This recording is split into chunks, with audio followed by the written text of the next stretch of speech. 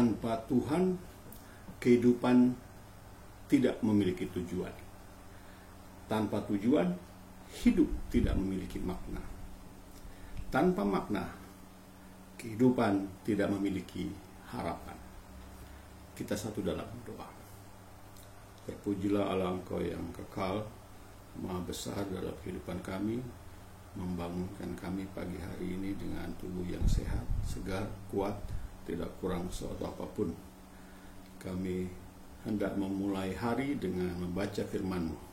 Bimbing kami dengan Roh Kudus-Mu, agar kami dapat memahami kehendak-Mu melalui firman-Mu. Berfirmanlah ya Tuhan, kami anak-anak-Mu sedia mendengarkannya. Amin. Shalom, selamat pagi, senang berjumpa kembali dengan saudara-saudara sekalian.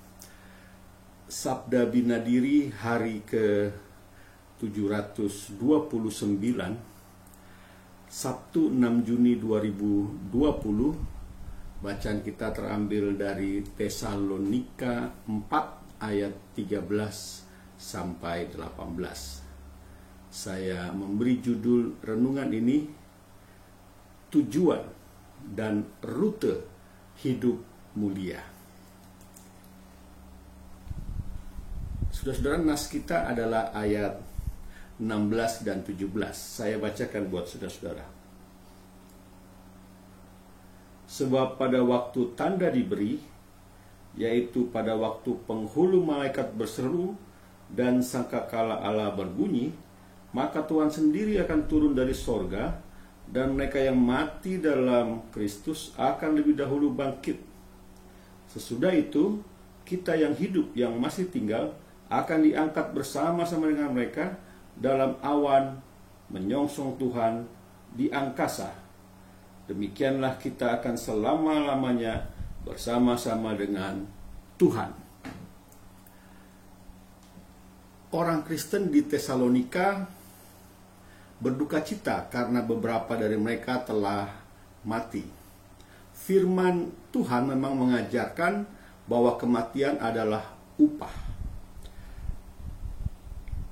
dari dosa, dan sesudah kematian akan datang penghakiman. Namun untuk orang yang beriman dalam Kristus tidak mengalami kengerian hukum Tuhan, tidak juga kehilangan kesempatan untuk berjumpa dengan Tuhan.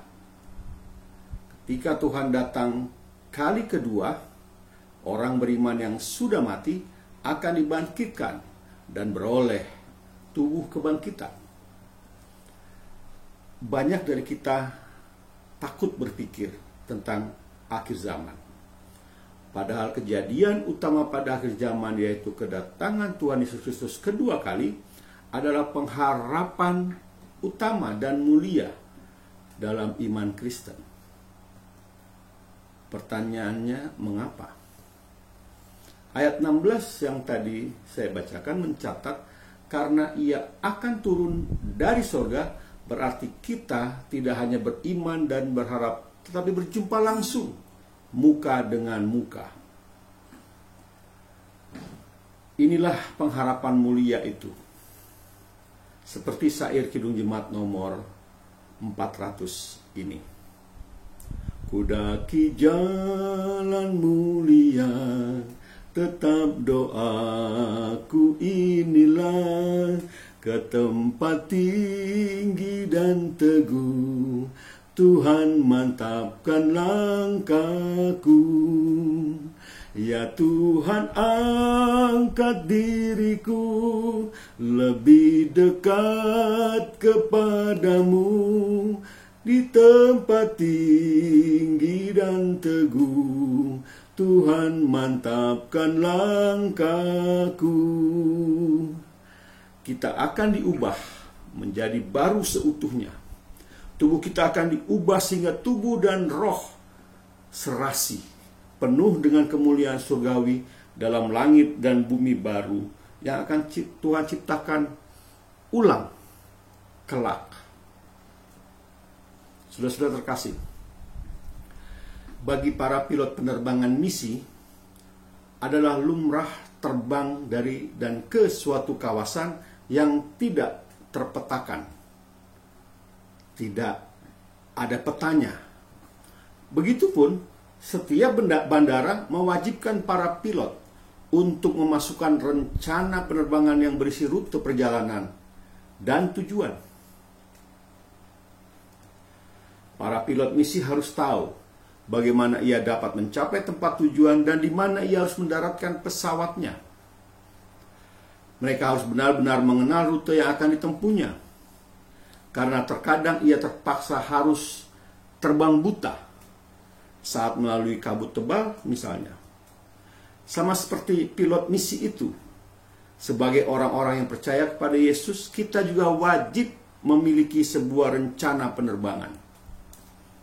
Kita tahu bahwa tujuan kita adalah surga. Dan kita tahu bahwa setiap hari kita harus mengikuti rute ketaatan yang telah dipetakan dengan seksama bagi kita di dalam Alkitab. Tahap akhir dari rencana penerbangan kita terdapat pada nas kita pagi ini yang tadi saya bacakan. Tuhan sendiri akan turun dari surga, dan mereka yang mati dalam Kristus akan lebih dulu bangkit.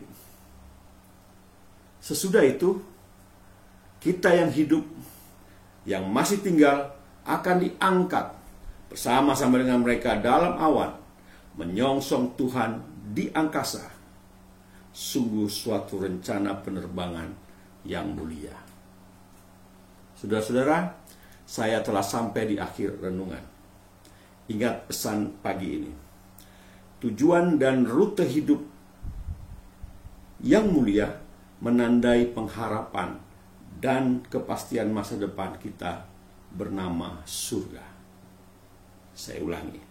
Tujuan dan rute hidup kita yang mulia menandai pengharapan dan kepastian masa depan kita bernama surga.